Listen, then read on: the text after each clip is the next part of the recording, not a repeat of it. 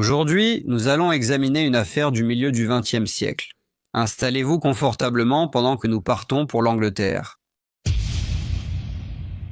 Harry Dobkin était né dans l'East End de Londres en 1893, un quartier qui, à la fin du XIXe siècle, était connu pour ses mauvaises conditions de vie, sa surpopulation et les problèmes sociaux qui y étaient associés. Le jeune Harry est allé à l'école, mais comme tant d'autres enfants à l'époque, il a quitté l'école dès qu'il a pu et a commencé à travailler.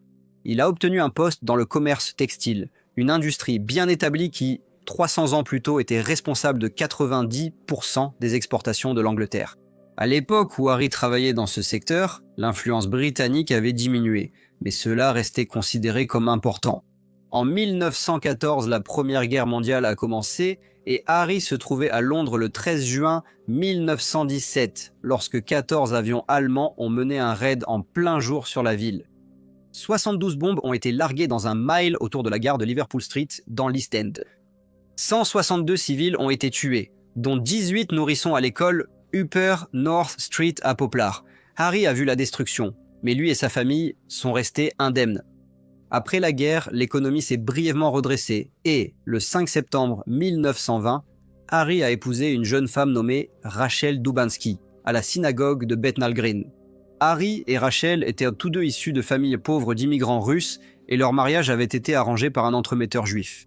Ils ont emménagé dans un petit appartement près de Whitechapel Road, mais ils ne semblaient pas s'entendre. 3 jours plus tard, ils se sont séparés. Ils ont essayé de réconcilier leurs différends, mais leurs tentatives ont échoué. Cependant, peu de temps après, Rachel a découvert que la brève période passée avec son mari avait entraîné sa grossesse. Elle a donné naissance à un petit garçon en septembre 1921. Harry a continué à travailler. Pendant un certain temps, il a travaillé sur les paquebots et a voyagé à New York, et il a vécu aux États-Unis pendant une courte période. Il est vite rentré en Angleterre et a repris l'activité de son père, vendant tabliers et torchons sur les marchés londoniens. Bon travailleur, il ne versait pas régulièrement les pensions alimentaires. Depuis l'époque victorienne, le tribunal avait le pouvoir de s'assurer qu'un père absent payait une pension alimentaire pour ses enfants. Harry avait été condamné à verser la somme hebdomadaire de 10 shillings et avait reçu l'instruction de déposer l'argent chaque lundi au tribunal de police d'All Street. Cependant, il négligeait souvent de le faire, ce qui a entraîné pour lui plusieurs mois de prison. Le non-paiement de la pension bouleversait Rachel et chaque fois qu'elle interrogeait son mari dont elle était séparée à ce sujet, il devenait toujours agressif. C'était un homme fort et bien bâti, et sa carrure l'intimidait. Elle l'a signalé à la police et avait tenté de le faire inculper pour agression. Ces tentatives, cependant, avaient échoué. En 1939, la Seconde Guerre mondiale a commencé et, bien que Harry ait essayé de continuer son petit commerce de vente de torchons et de tabliers, il n'y avait pas assez de clients pour lui permettre de gagner beaucoup d'argent. Il a donc commencé à travailler comme guetteur d'incendie. Il y avait un besoin de guetteur d'incendie depuis septembre 1940, lorsque la Luftwaffe allemande avait commencé à larguer des bombes et des engins incendiaires sur Londres. Le dimanche 29 décembre, tant de bombes et de mines parachutées ont été larguées que, dès le début de la soirée, la ville était en flammes. On l'a qualifié de deuxième grand incendie de Londres. Le Premier ministre Winston Churchill tenait absolument à ce que la cathédrale Saint-Paul soit protégée, non seulement parce qu'elle abritait de nombreuses œuvres d'art majeures, mais aussi parce que sa présence dans le paysage londonien était un formidable soutien au moral de la population. Il a ordonné l'emploi de guetteurs d'incendie pour surveiller les feux en ville. Harry travaillait dans un immeuble appartenant à un cabinet d'avocats sur Vauxhall Road à Kennington. À ce moment-là, nous étions en 1941 et le fils de Harry avait 19 ans. Il n'était plus un enfant, mais on s'attendait toujours à ce que Harry paie sa pension alimentaire, ce qu'il semblait toujours réticent à faire. Le 11 avril 1941, Rachel a parcouru la courte distance depuis son domicile au 44 Cookham Buildings pour retrouver Harry dans un café sur Kingsland Road à Shoreditch. Ils n'étaient pas en bons termes, mais Rachel se rendait chaque semaine au tribunal de police d'All Street, et chaque fois que Harry ne payait pas la pension alimentaire, elle le harcelait toujours. Cependant, à cette occasion particulière, elle n'est pas rentrée chez elle. Sa sœur, nommée Mademoiselle Polly Dubansky, est devenue très inquiète et l'a signalée comme disparue. Elle a dit à la police que Rachel était partie rencontrer son mari séparé et que personne n'avait eu de ses nouvelles depuis. La police n'était pas particulièrement intéressée à enquêter sur la disparition, mais lorsque le sac à main et la carte d'identité de Madame Rachel Dobkin ont été retrouvés à 50 km de là, dans un bureau de poste à Guildford, ils ont décidé de rendre visite à Monsieur Harry Dobkin. Il vivait avec ses parents au 21 rue Navarino à East Dalston. Il a dit aux agents qu'il avait rencontré Rachel le 11 avril dans un café sur Kingsland Road à Shoreditch, mais qu'elle était partie en début de soirée vers 18h20. Il a ajouté qu'il l'avait vue monter dans le bus. Il a ajouté que même après 20 ans de séparation, elle voulait toujours se réconcilier avec lui. Il a dit que Rachel était instable et avait peut-être juste disparu comme auparavant, et avait finalement été retrouvée à l'hôpital St. Clement's à Bow. Il a dit aux agents que, lors de cette occasion, les médecins lui avaient conseillé, ainsi qu'à la sœur de Rachel, que Rachel souffrait de perte de mémoire.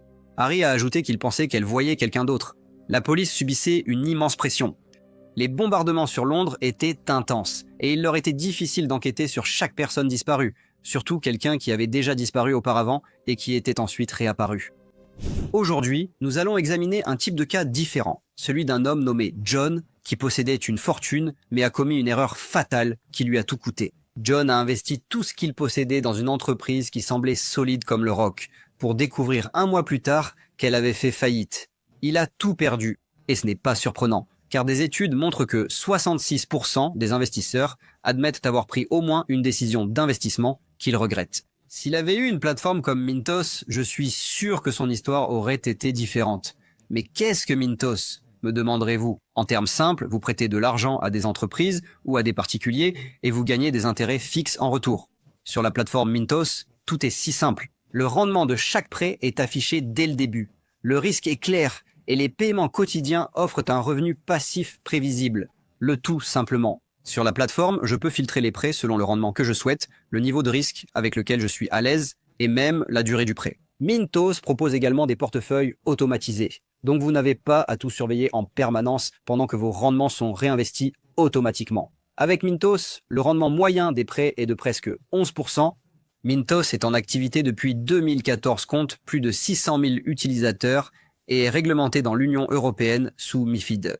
Et comme vous passez par ma chaîne, vous bénéficierez d'un bonus exclusif allant jusqu'à 350 € lorsque vous investissez 500 € ou plus. Cliquez sur le lien dans la description ou scannez le QR code pour en profiter. Cher vieux John, s'il avait su, vous le savez, alors ne ratez pas cette occasion.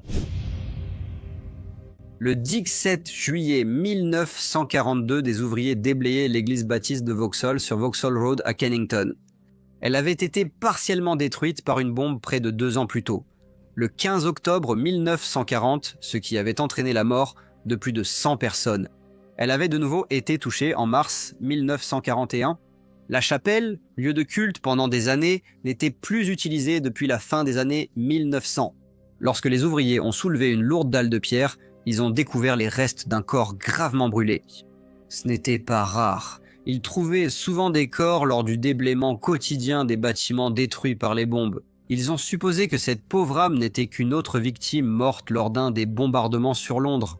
Cependant, ils devaient suivre la procédure habituelle lorsqu'un corps identifié était trouvé. Alors ils ont appelé la police qui a enlevé le corps et l'a transporté à la morgue de Southwark. Le pathologiste s'appelait Dr. Keith Simpson et en examinant les restes squelettiques, il a commencé à se rendre compte que quelque chose ne semblait pas tout à fait normal. Le crâne s'était détaché et il semblait que la tête avait été coupée du corps. Il a aussi constaté que les membres étaient sectionnés aux coudes et genoux et que la peau du visage avait été retirée. Il était évident que quelqu'un avait tenté de dissimuler l'identité du défunt. La mâchoire inférieure manquait, mais la mâchoire supérieure était intacte et contenait 4 dents, toutes avec des plombages. Lorsqu'il a examiné le larynx, il a remarqué une minuscule fracture osseuse, ce qui indiquait clairement qu'il ne s'agissait pas d'une victime d'explosion, mais d'une personne morte par strangulation.